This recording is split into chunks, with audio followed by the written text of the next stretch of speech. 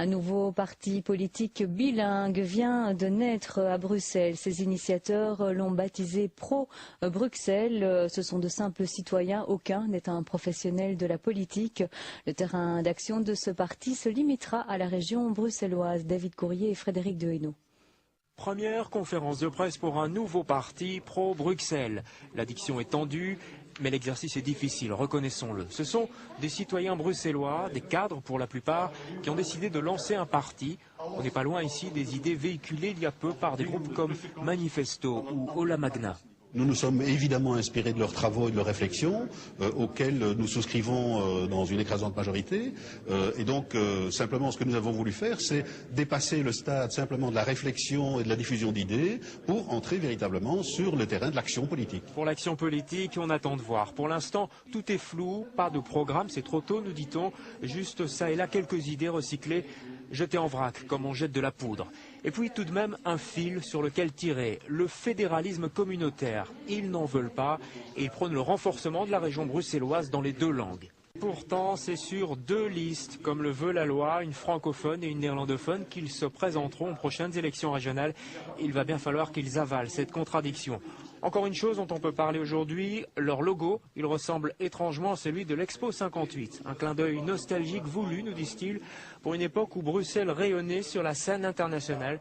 Sauf qu'il ne reste plus grand-chose de cette expo aujourd'hui, il faudrait leur dire, mais ils sont bien assez grands pour s'en rendre compte tout seuls.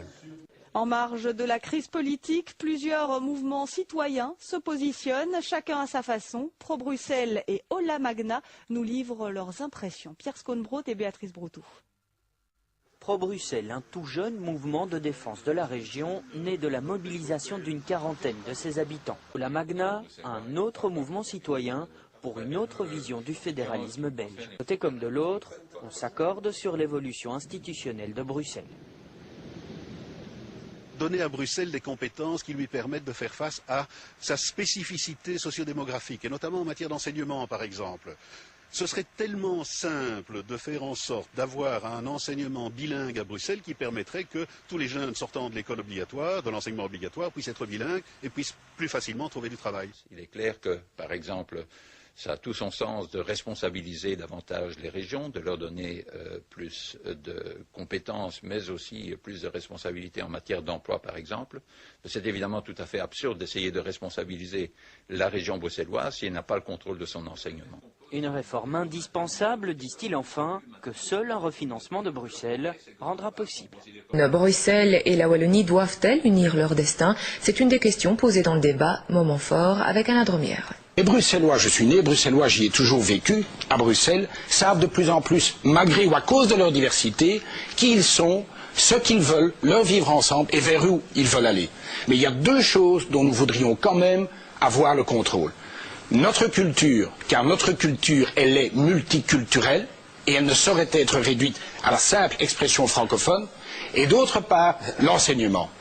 En clair, Bruxelles plus autonome, cette montée en puissance du régionalisme bruxellois, les politiques ne sont pas contre, mais le séparatisme intra-francophone, c'est non.